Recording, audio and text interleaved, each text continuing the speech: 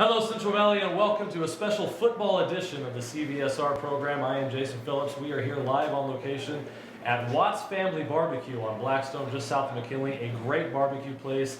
You have to come here and try this food. Come meet Langdon down here at Watts Family Barbecue. We have a great program for you today. We have a great panel. I am joined by three coaches here in the Central Valley. We'll also have some special guest players on as well. We'll be talking football in the Central Valley, the whole year in review. We'll preview the 6 Valley Championships, and we'll also talk a little bit about some different things coming up later in the program. But for right now, let's get to our guests, starting with over here, first year defensive coordinator at Clovis North, head coach Dave Steele, formerly of Kingsburg. Thank you for being here. Thank you for having me. We're also joined by Mason Hughes of CVC. He's in his 7th season.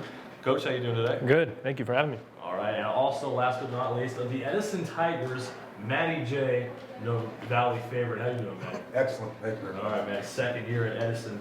Third year. Third year. Thank you for pointing me out. Third year. You know, everyone forgets that first year. I tell you.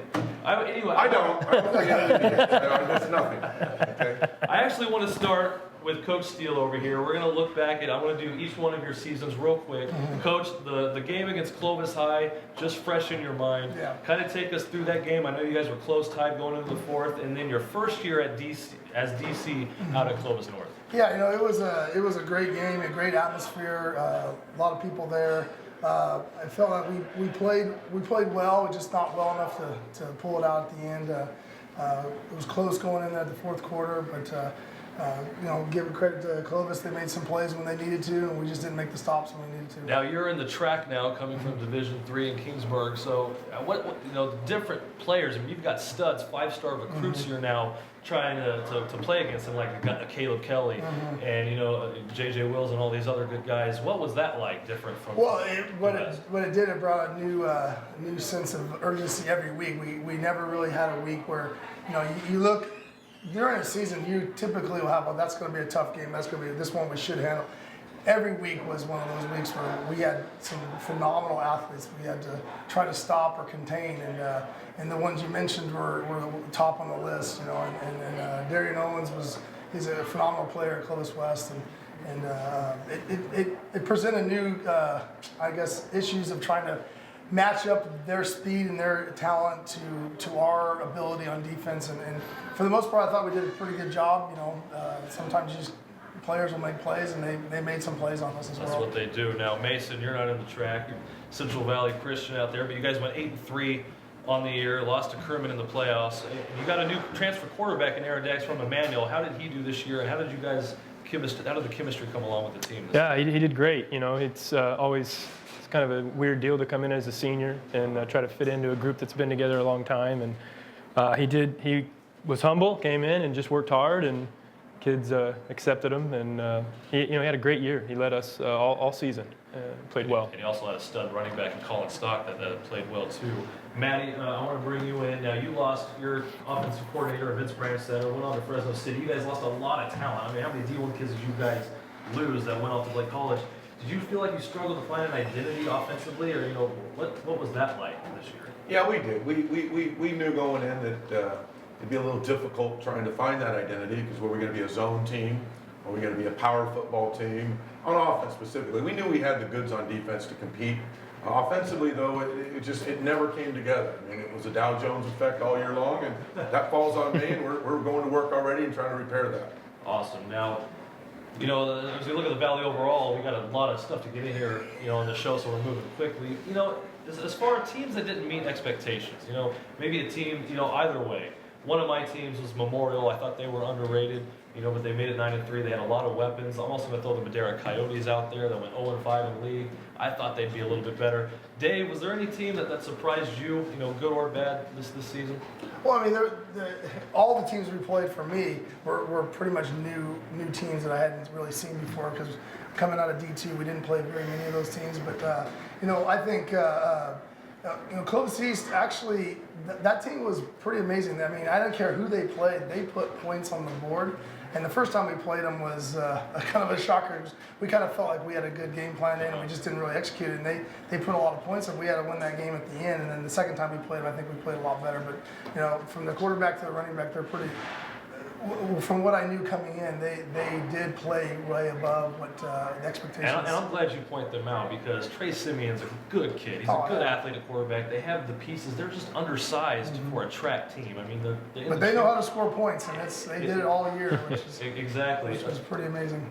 Mason, a team for you. Who was your surprise team? I think Selma. In our league, I didn't expect what we saw out of them. They were pretty much a 2-point conversion away. If they beat us, they're going to win our league, and so they haven't had that in a while. And I don't think they've beaten Kingsburg in years, and they were able to they were able to do that. So I think Coach Matt Logue's doing a good job there. They surprised us. Yeah, Surprised us all. Great home field advantage. Yeah.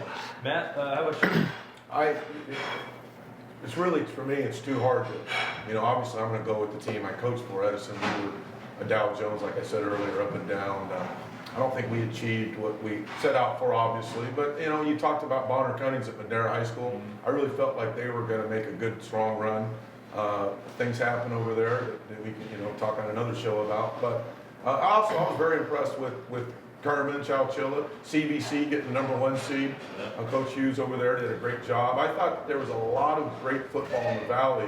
As much parity around the valleys I've ever seen. There was. Yeah, I really believe that. And there was. And Dave Steele, Sunnyside was the team that we were talking about before we came on. They were better than I think a lot of people thought. Oh, I know, and then just how they played down the stretch. I know their last game wasn't, but they played a pretty good team last week. But yeah, down the stretch, they surprised us. We scrimmaged them, and then they came ready to go, and they really had their offense down. Their defense played real well. I mean, they did well all season. It's a great. Matt's talking about parity. I think for the track, I believe the track play was way better this year than it was last year, and that's just from me basing off watching film and getting ready for common opponents. But overall, the track level of play was so much better this year, and so it presented new issues every week that you had to play on your top of your game or you were going to lose. Right, and so we're running out of time on this segment, but I want to talk about some players that impressed. Sean Kunzinger of Clovis, he played well. He's led this team now into the Valley Championship. Jordan Love's a great quarterback, but you actually had a running back in Colin Stock that came out of nowhere and almost close to 2,000 yards and 25 touchdowns. Yeah, I mean, it's just kind of goes to show. We talk about parity. They're high school kids, so sometimes they don't show up till they're seniors. And a lot of kids when they're seniors, they're mature all of a sudden, and they're not going to come off the field. And Colin was one of those guys. And I think guys like Romello over at Tulare, just doesn't want to come off the field. I mean, that guy's dealing with serious injuries, and has this future in front of him. But yet, high school football means a lot to a senior, and they're not going to quit. Coach Matty, real quick, name a player that you like or that impresses you. Oh boy, there's so many. I really got a chance to see the Stewart kid out at Chowchilla last weekend, #5. Phenomenal, running back, returning punts, kicks, and all that. I think there's a name that no one's going to really remember as much as they probably should have due to an injury, and that's my guy, William Lee. William Lee was slated to do a lot of phenomenal things with his athleticism, but getting hurt early in the Bakersfield game with a broken ankle pretty much sealed his year. But there's been so many. You guys mentioned most of them. There's too many to mention, really. Well, there's a lot of great players, a lot of great football this year. Stick around. We'll be coming up. We're going to preview all 6 Valley Championships. We are here at Watts Family Barbecue. We'll be right back.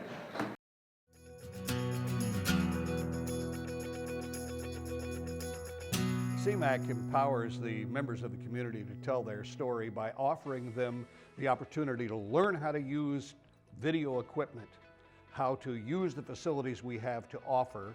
CMAC is an organization that is devoted to allowing people to tell their story and have that story seen and heard by everyone else in the Valley.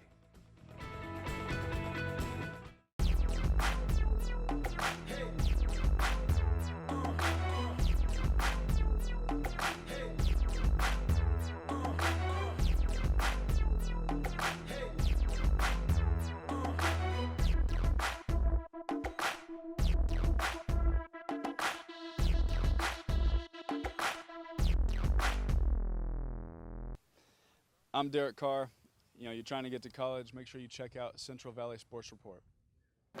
Hello everybody, welcome back to CVSR Special Football Edition. I'm sitting here with 3 coaches at Watts Family Barbecue. Again, come down here and try out this barbecue boneless sandwich. It is amazing. Right now we're going to preview the 6 Valley Championships, and we're going to start with the highest, go to lowest. Division 6, it's a rematch of last year. Kennedy and Avenel. Coach Charles Price at Avenel. Kennedy controlled this game last year.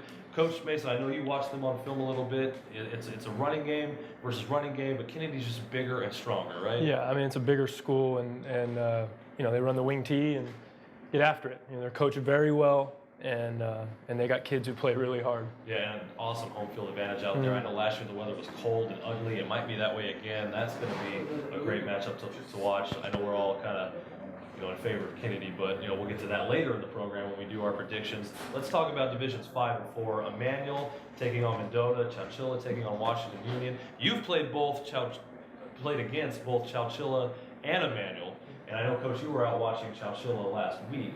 What kind of problems does Chowchilla present for the opposing team?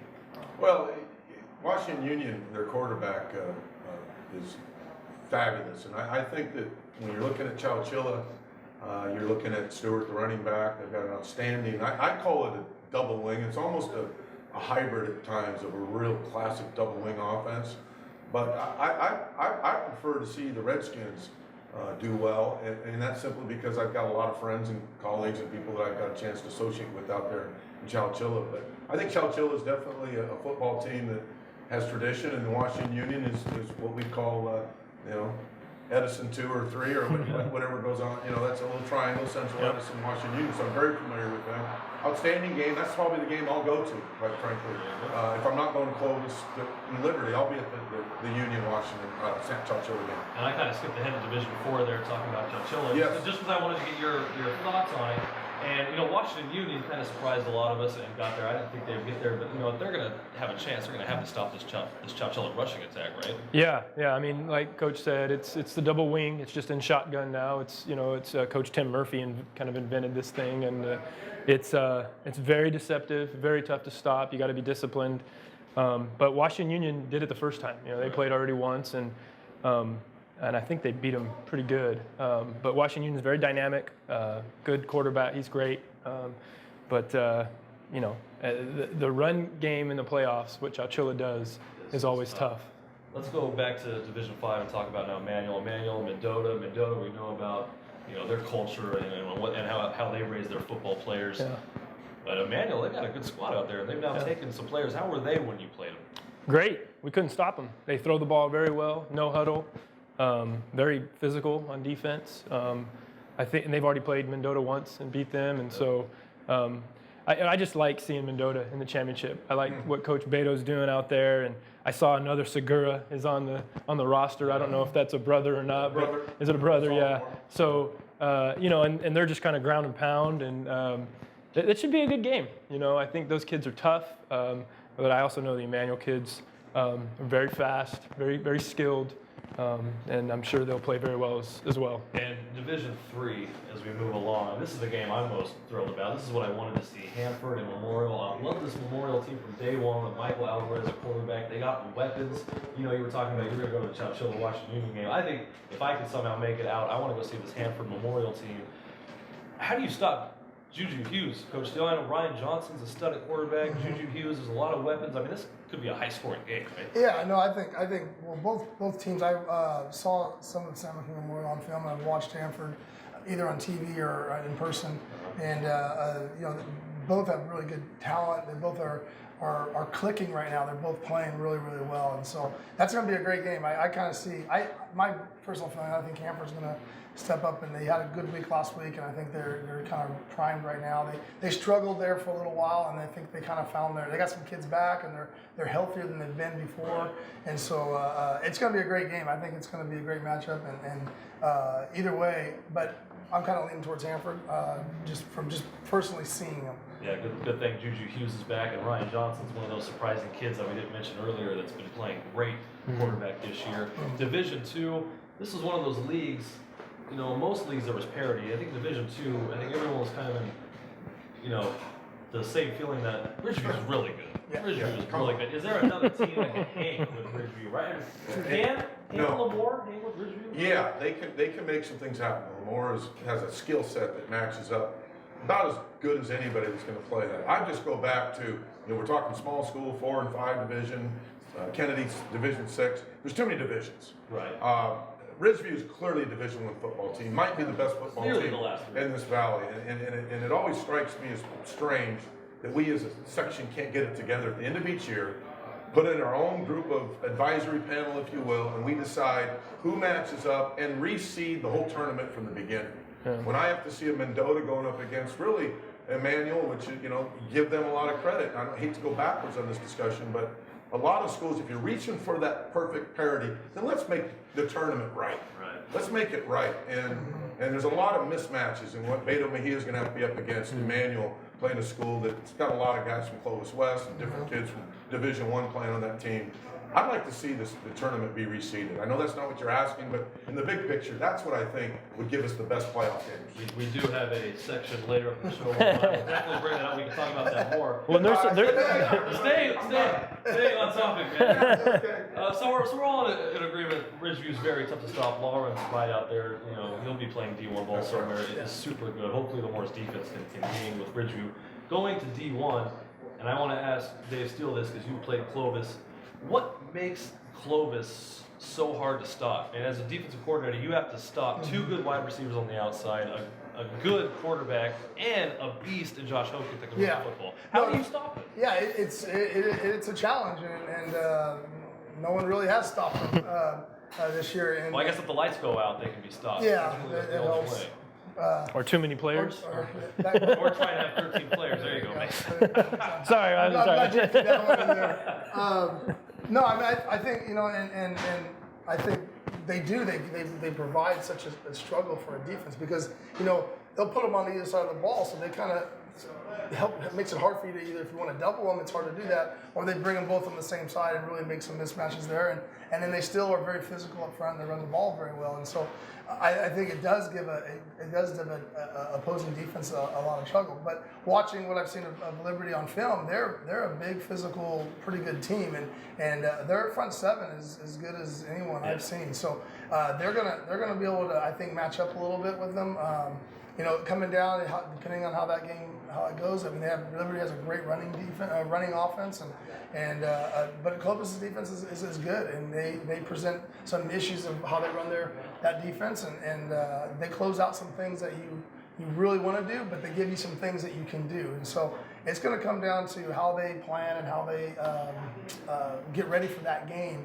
But it does having those guys on that offensive side does make a big challenge for a defense. Absolutely, and I love Jordan Love, a quarterback. Coach, real quick, what's the biggest matchup in that game that you see? It's the quarterback, Jordan Love. Can they limit his ability to beat you with his feet? Mm-hmm. All the film I saw on Clovis, if you don't have a quarterback who can move, you have very little chance of effectively moving the football. When you want to go get after Clovis High School, the defensive speaking, you're going to have opportunities, and Jordan Love will have opportunities to break that pocket and go get yards. So I think it comes down to Love. Do they contain him? With all the weapons that Clovis has, I think it really still comes down to Liberty. This is the perfect matchup, 1 versus 2. Heck, Clovis last year probably should have been in the championship game had we not had a little 7-minute comeback for Edison. So this is the matchup that we all wanted to see, 1 versus 2 at Clovis. So I think it comes down to quarterback play. Mason, real quick, get us out of here. Last word on the matchup you're looking forward to.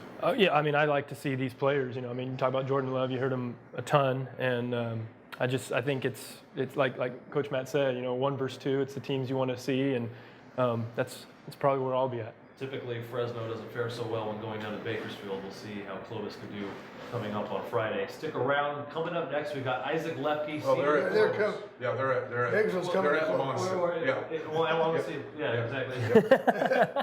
Because what I brought up was Fresno's not so good going to Bakersfield, but now that Clovis is home, I feel like they got to come here. Yeah, right. Hey, we're here to help sell tickets. There we go. Go to LaMonica, 7 o'clock. I'm not driving to Bakersfield. Nice. Guys, coming up, we've got Isaac Leppke, quarterback of the Dinuba Emperors, coming up. Don't go anywhere. We'll be right back. Come down and see us at Watts Family Barbecue, 1448 North Blackstone in the city of Fresno. Visit us on our website at www.wattsgrill.com. Also, like us on Facebook, Watts Family Barbecue, because everybody is family when you're at Watts Family Barbecue.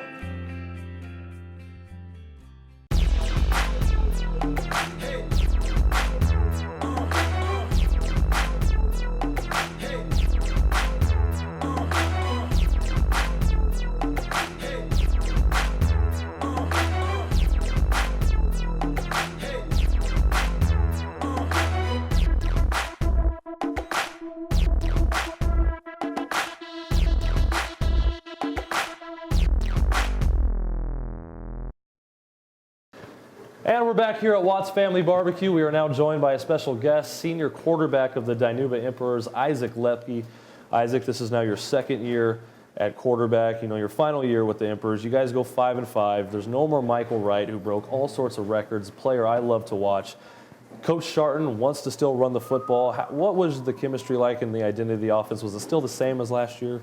Yeah, it was the same as last year. I mean, Coach Sharton, he's a running coach. He likes to run the ball and pass out of play action after pounding it a few times, and that's just the mentality in the weight room. It's just getting stronger. Same goes for the O-line. I mean, the O-line work really hard, and I mean, that's the reason is to pound the ball, and it's just Sharton. That's how his offense works, and he's gonna do what he needs to do to win games. Now, you kind of had an unlucky year. I'm not one to make excuses, but we got to bring it up. You had two sophomores on the offensive line. You run 2 yards, or you lose 2 yards, and now you're set up in 3rd and long. So the whole year you're running for your life. How was that for you? And did you feel like you made the best of it? Yeah, I felt it made me a stronger football player. I mean, it's tough going 3rd and long every time, but I mean, as a quarterback, you want your guy to be that guy who can bring you out of 3rd and long. And right. I felt like I did that a lot, and I felt like my third down conversion was really strong. Now, you threw for over 1,200 yards this year, over 2,600 yards in your career. So, what makes you a leader of a team, right? Being able to get your team out of 3rd and long. One thing I wanted to ask you guys go 5-5 this year. In this section, every team makes the playoffs regardless, right? Coach Sharton gives you the option, right? This team, how come you guys didn't go to the playoffs? After the Kingsburg loss, as a team, we came together and we said, it kind of question, why do Bakersfield's teams go to playoffs 2-9? Mm-hmm. And Sharton said, you guys want to earn it. Do you guys want to earn the playoffs or just go to the playoffs? And we said we need to win our last 2 games, which was Selma and Exeter. And we beat Selma, and after Exeter, that was the game we had to win. And first half we came out lights out, and the second half they just pulled away. And, right.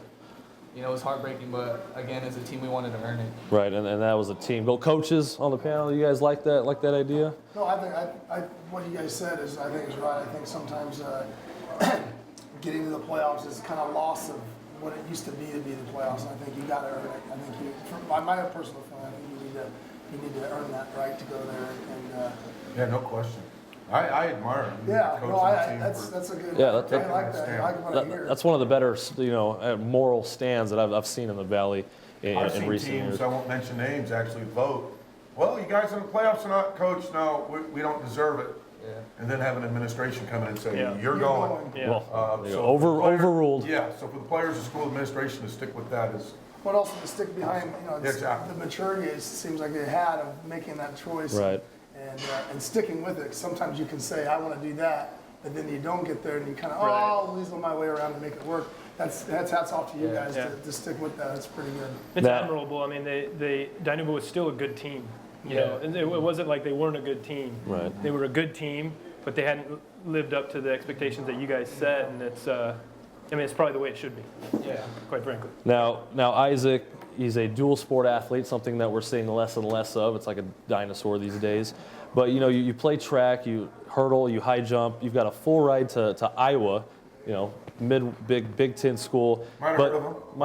You might have heard of them.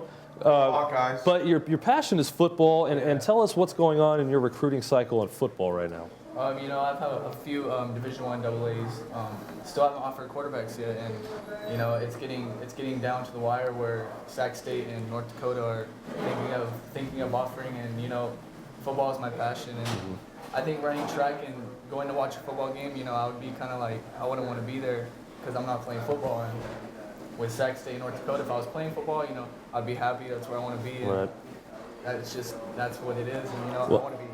There was something I asked you before we came on, and it was, you've got a track full ride to Iowa. What is it going to take? What kind of offer is it going to take for you to be like, you know what? No, Iowa, I think I'm going to play football here. What kind of offer is that going to take? You know, a Division I offer, either AA or single A, it doesn't matter. Obviously, you know, it'd be nice to stay home, but North Dakota, they have a good program over there. They went 7-4 this year in the Big Sky. They play Sac State next year, which is in California. So I still be visiting California. Now, but Wyoming was also interested in you. I know there was a lot of Mountain West schools that were interested in you. Can you name off a few of those schools? Wyoming, Nevada, UNLV, New Mexico. Those are a few of them. Fresno State. I'm surprised Fresno State knows about somebody in the Valley. That's shocking. Good for them. But you know, you're a great athlete. You can run. You can even play receiver. Yeah. What do you feel like your best attributes are out on the field? Being an athlete, I think just putting me up against somebody else, I think that's a big one. My speed, and I may be tall and lanky. I may not look like a fast guy, but I mean, I think that's a good thing. A lot of people underestimate me with how I look and, you know, just the one-on-one competition. But you know, that's where a year of redshirting comes in, right? You build up your size. He's going to find out that his man muscle will kick in at about 19. And then you go home and mom says, "Honey, what happened to you?" All of us tall, lanky guys. I mean, you know, I'm still lanky, right? Right.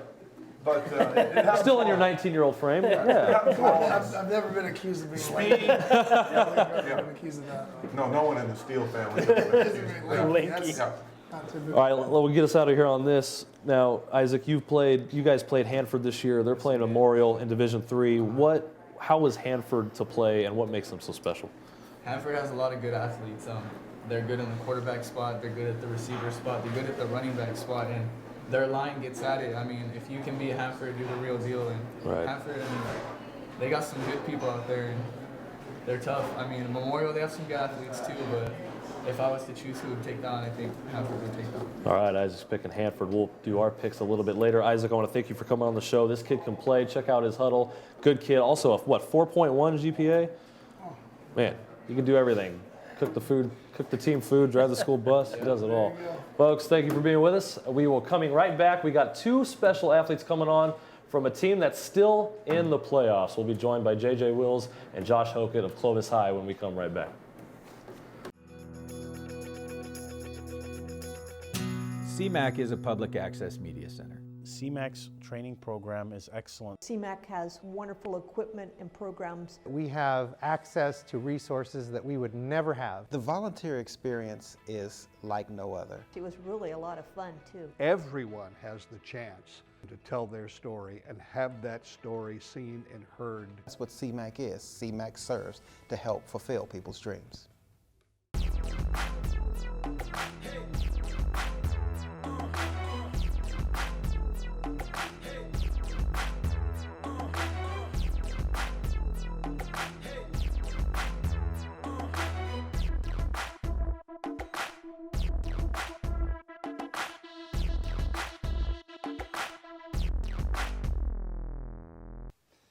I'm Derek Carr.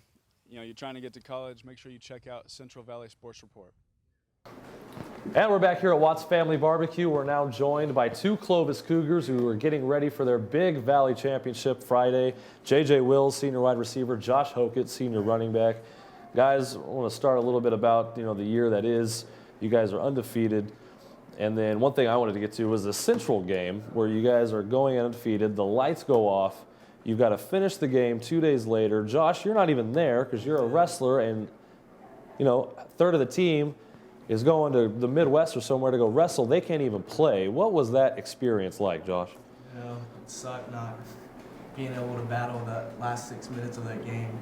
It was a recruiting trip, not a wrestling trip. Okay. It sucked. I was just wishing the best for my team when I was gone. So. And JJ, how for you? Was there any talk of possibly getting that game going that day, or it had to have been the following Saturday? It had to be the following Saturday, just because of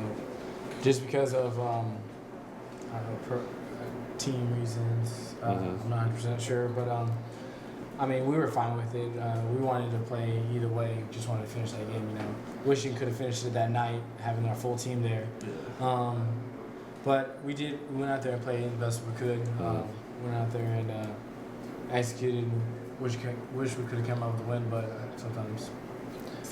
Well, the undefeated season ruined, but hey, goals are still there, still obtainable. Coming up on Friday, you said you guys were looking up on Huddle, doing a little bit of personal game planning for Liberty coming up. JJ, I know you were looking at the secondary. What did you see out of that Huddle film you were watching?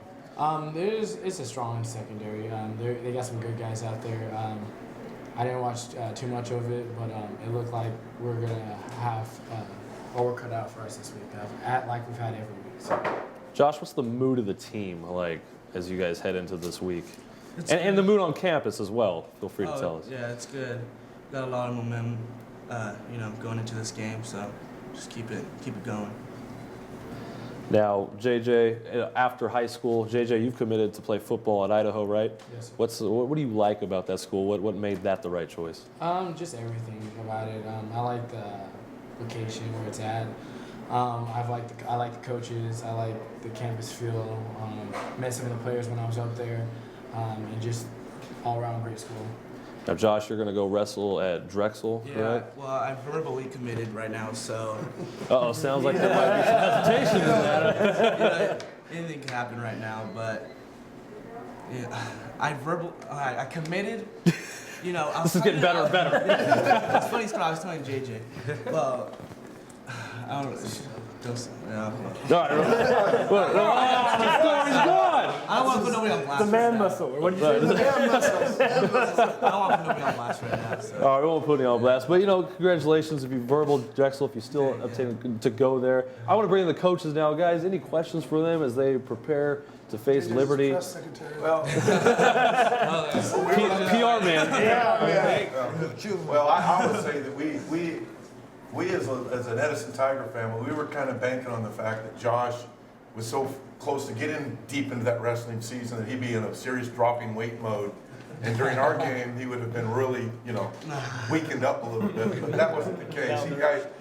You're looking at a guy right here, Josh Hokit, in my opinion, is the player of the year in the Valley. I mean, what he does on offense, defense is second to none. And then JJ, it speaks for itself. Those two receivers are as good as I've seen or actually had to coach against in my entire time in high school football. So they're both outstanding student athletes, both outstanding guys. But I have a real soft spot in my heart for the wrestler. My whole family wrestled. I was the one lanky guy, that kind of went from wrestling to basketball. But I know what kind of sacrifice the wrestlers make. So there's no question that this group here, these Clovis Cougars, are well-deserved to be in a hunt for the championship, which I know they wanted bad last year. Now they've got an opportunity to go do it on the field, and I believe they will. Now, Dave, Josh gave you quite a few headaches this season, right? Oh, as did JJ. Oh, yeah. I mean, that whole offensive side did. And, no, they did a great job. The two games were really kind of a parity between, the first game we played them, they were hitting a lot of deep balls. This one, they actually worked underneath us and made the plays when they needed to make them. And so it was a physical fought game all the way down to the end. And pretty much both teams really left that on the field at the end. So I was proud of our guys, how hard they worked, and I know these guys worked just as hard, and they earned the right to get there, and wish them the best.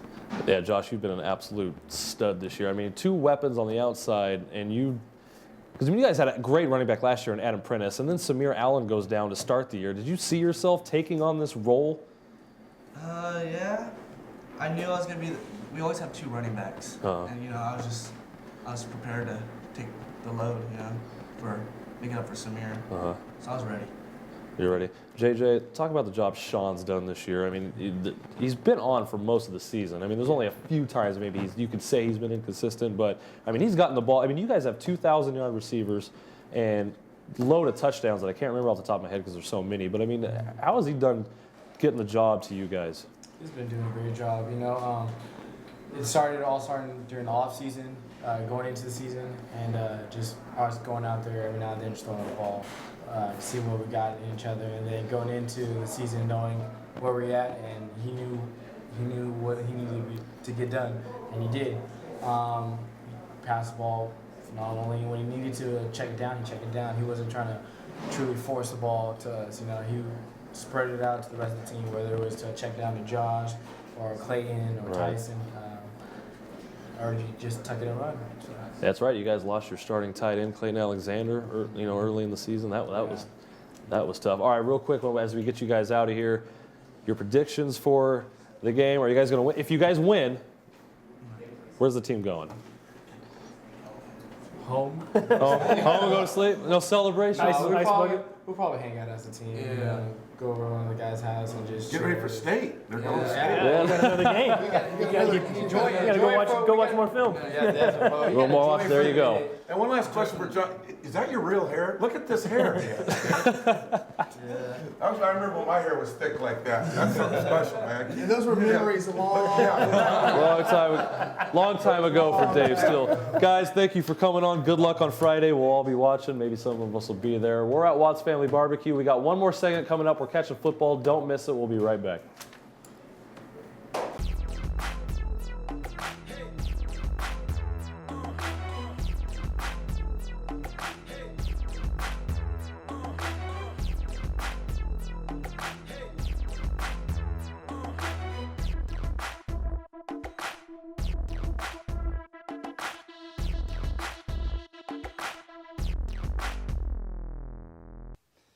I'm Derek Carr.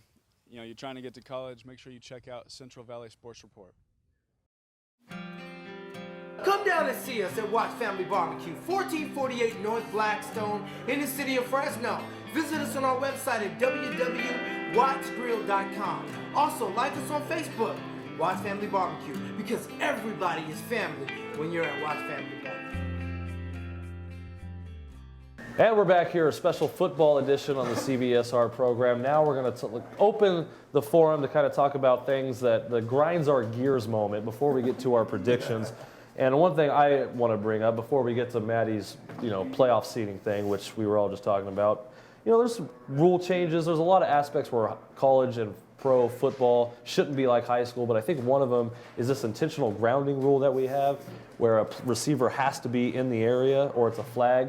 But if the quarterback does his due diligence and gets himself out of the pocket, he should be able to throw the ball away, because it's going to do one of two things, right? Either get the quarterback killed because he's trying to run and get out of bounds and he gets lit up, or he makes a critical error, a la what happened to Clovis West a couple weeks ago in the playoffs. So do you guys agree with that, or am I just crazy? So you think it should be like the college rule? I think it should be like the college. If you get outside the pocket, you should be able to throw it away anywhere without the penalty of a flag. I agree. I think the bottom line is, if you're trying to get safety first in this game, which obviously is happening from pro football all the way down, then that makes clear sense to me that it's going to put safety on the quarterback at a higher premium. He's outside the pocket, he can throw it away and not feel the ramifications of a loss of down and yardage. And that goes for other rules that I think need to be adopted. And that is, if you're talking safety, I'm not buying it on the kickoff return rule. If you get the ball 2 yards in the end zone, if you want to return it, return it.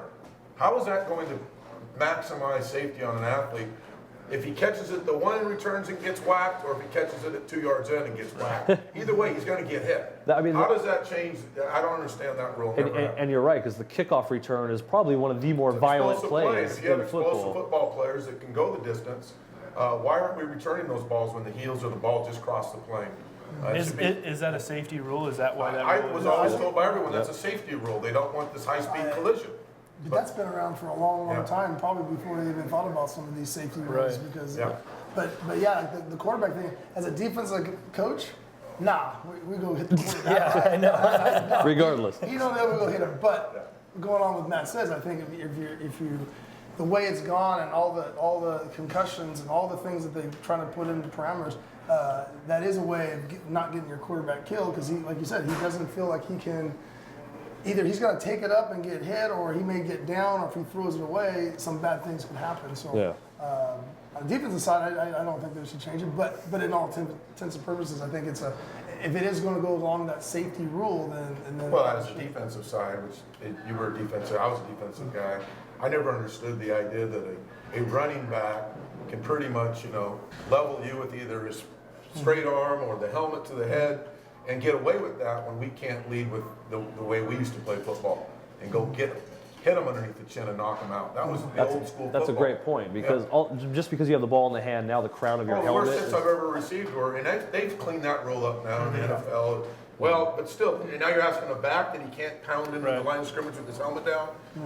Those rules are, I think, are a little bit too much. That is our grind our gears moment. Now moving on to this playoff seeding, which you were talking about earlier in the program. Everyone in this section here makes the playoffs. We've got 6 divisions. It's too many.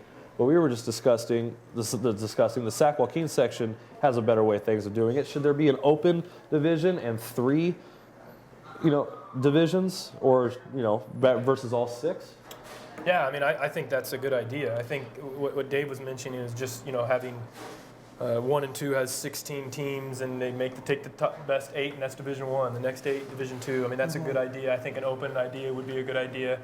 I just think when we have 6 divisions with 100 schools, it just seems like too many.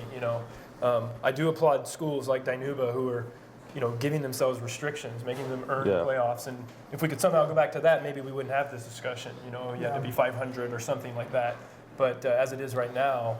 And it's really competitive equity, which has caused this, because you have a team like Madera South, who maybe is playing over their heads at times, but yet in their division, they're a good competitive team, and so they may not have a winning record, but they would probably win the championship, and so it just kind of throws things out of loop. But is the committee trying to do a good job with equity? I mean, you've got a school that's 2,000 students, you've got another school that's 190 kids, and they're in the same league. It's so hard to do and to get competitive equity and to get a good schedule, but are they trying to do a good job? I think they're trying to do on-field competitive equity. I mean, it's not equal at the school, I mean, we know that at CDC, but on the field, if we're competitive, which who knows what that means, then we stay where we're at or we move up. If we're not, the idea is that we move down. I mean, I think the idea makes some sense. I just don't like it. Yeah. And I'll give you a scenario. As far as the playoffs go and the seedings, let's say one county school, for example, Tulare gets a stud kid, and all of a sudden he turns that program around for 4 years. Well, now he's moved up. The program has moved up 2 divisions. What about the years following that kid when they don't have it anymore? That's what the open division allows. What I've learned more than anything else on this show, having these 2 coaches here with us, is that you can sit down, let's just call it 12 to 15 coaches from around our section, and I guarantee you we can sit at a table and come to a conclusion and get this all fixed up. We know at the end of each year, with the limited amount of film that you really watch on a lot of the Valley, but from being involved in high school athletics, I can tell you at the end of each year who's pretty much who's good. Who's good, who's going to struggle at that division. What I witnessed last year, or 2 years ago, was Mendota, Liberty Madera Ranchos in the championship game out at Liberty Madera Ranchos. That was as lopsided a competitive balance of football ability, with Mendota battling. And Edgar Segura and Coach Mejia did a great job. But Liberty was so overwhelmingly, the mismatch was all over the board, and Liberty ended up winning the game. I think Mendota, schools like that, if we're talking competitive equity, deserved a shot at winning another section title in the right division. They moved them up like they did Kingsburg, and Coach Steele would tell you, better than I would, about how they just took Kingsburg's ability to amass a great program and continually weeded them out until basically they were playing Edison High School or Sanger High School for titles, when in reality, that was a little bit too much. So I think as coaches, we can figure it out at the end of each year and seed the tournament fairly. Dave Steele, final thoughts on that? Yeah, I think it goes a long way with having that, kind of like Willow State does it. You have your open division. You're going to take, so that top 8 could be from 3 different divisions. I mean, you got a team that's phenomenal, and they compete with those guys, and you put them in there, and then you take the rest of them, and you create a 16-team bracket where you're not having 4 teams or 5 teams having first-round buys.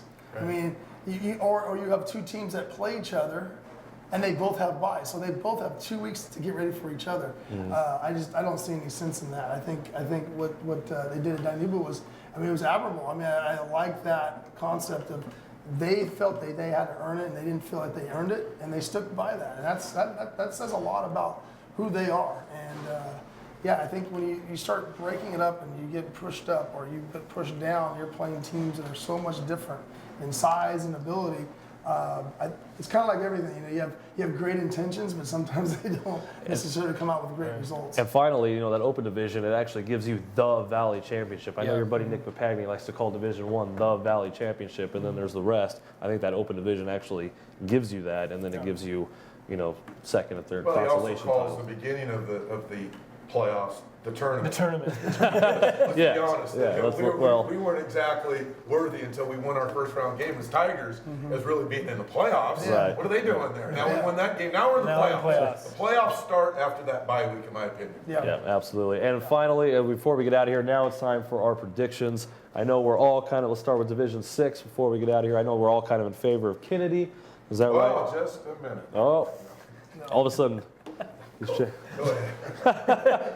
Not so fast. Not so fast. I think Kennedy's a little too much for Avenel. I know you agree, right, Mason? Yeah, I so. think Kennedy's gonna do it again. Division 5, Emmanuel over Mendota. I like Emmanuel. I think they're just a little too strong for Mendota, unless Edgar Segura puts on another uniform again. Well, maybe the younger brother. I don't know. that's But who yeah, it is. I think Emmanuel. Yeah. Emmanuel, clean sweep of the board there. Division 4, Chowchilla, Washington Union. I haven't seen enough of Washington Union, but I'm gonna go. I gotta like Chowchilla in that running game. They look pretty good. I'll go with Chowchilla in that game also, but no way is going to surprise me. Either way, it's not going to surprise me at the least. Was that politically correct? Yeah, I like that answer. I love actually. Union. I love Chowchilla. Well, I think too, and I've seen, we've had experience with both of those when I was coaching at a different division, a different school. But the thing about Washington Union is that they're an explosive team, and so you never can count them out. Even if they're behind, they can get that thing back there. So I think it's going to be a great game. Who are you picking? I'd pick Union. All right, Washington Union for Dave Steele. Division 3, the one I'm looking forward to. I'm going Memorial. I picked them before the playoffs started. I like Mike Alvarez. I like Chris Paz. I think they can do enough. I think they pull, I guess you could call it the upset over Hanford. Yeah, Hanford, we talked earlier in the show, Hanford is definitely equipped. They passed the eyeball test. So outstanding looking athletes. I would know. I saw them in the 7-on-7 tournament. I actually pulled my team out of the tournament before we got going. It's a different story. But I know what they look like, and they will certainly match up well. But I'm a CMAC conference guy. I take Memorial. And he coached would know best. Mason, who you got? Hanford is not lost with all their guys. And so they got Juju back. I think Hanford wins it. Yeah, I think Josh Young down there is doing a great job, and he's going to have those guys ready, and they're primed right now. So I mean, they still got to play the game. So whether we pick them or not doesn't matter. They still got to go out there and earn it, and I think they're going to have a good showing. All right, Division 2, Ridgeview at Lemoore. Lemoore? I think Lemoore is going to shock the world to a certain extent, but overall, long term, Ridgeview is just too talented. They've proven it. They're battle tested against Division 1 big time opponents, as Lemoore has played some big games too. But I like Ridgeview. That's the team there that I was lobbying for. Why are they in Division? I used to say, why are they Division 3? Now they're Division 2. What are they doing in Division 2? Yeah, we asked that same question. So Ridgeview take their spot, get themselves another championship, and try to win a state game. 36-13 Ridgeview. That's what I got. I think Ridgeview will win. I'm not going to put a score on it, but yeah, I think Ridgeview will win. I think it's going to be a physical game. Lemoore's a physical team, and they're going to hang in there. But like Matt said, I think it's going to come down to that fourth quarter, and they got a lot of athletes, and I think they're probably going to end up pulling it out. Friday at LaMonica, Clovis, Liberty. Who you got, Mace?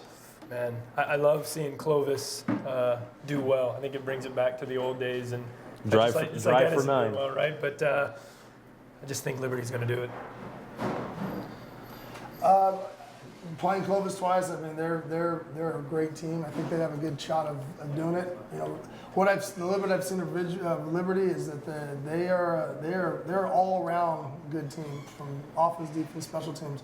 So it's going to be a close game. Politically correct, I'll say Clovis. Matty? I like Liberty because I saw them last year in the championship game, just like Clovis in the semifinal game. Liberty, I think, has a little bit too much at that quarterback position, along with Junti, who's going to run the football. I like Liberty.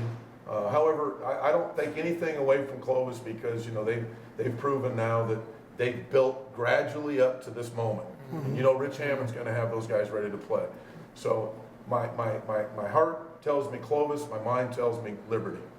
I predicted. Sprinklers are going to go on. The lights might go out. Officials, make sure you're counting all bodies at all times. And expect fireworks to hit. Why not? What have I got to lose? There it is. Anything else? There it is. Bulletin board The material. whole I'll give you whatever you quote want. of this show right there. I predicted Liberty before this whole thing started. I think just like you, it comes down to quarterback play for me. I love Jordan Love. I like Jordan Love. I don't know how that pass didn't get completed last year, but it was an amazing game, and I think they do it this time. I think they get Clovis. But Clovis ain't going to go away, man. It's going to be fantastic. That's right. Fantastic. That is going to do it. Guys, final thoughts? Any last words before we get out of here? It's been Go fun. Cougars. Yeah, it's been fun. Thank you for having us. Happy Thanksgiving. Spend time with your family. Yes, there you go. Folks, come check out Watts Barbecue. I want to thank them, thank Yeah. Landon, the owner, for letting us be here and doing it. The food was great. They were Rib sandwich. Yeah, Rib sandwich. such great, Boneless rib sandwich. such great people to be with. Come check out Watts Family Barbecue. For myself, Mason, Dave, and Maddie, be at La Monica for Friday. It's going to be a good one, folks. Thank you. We're out, Central Valley.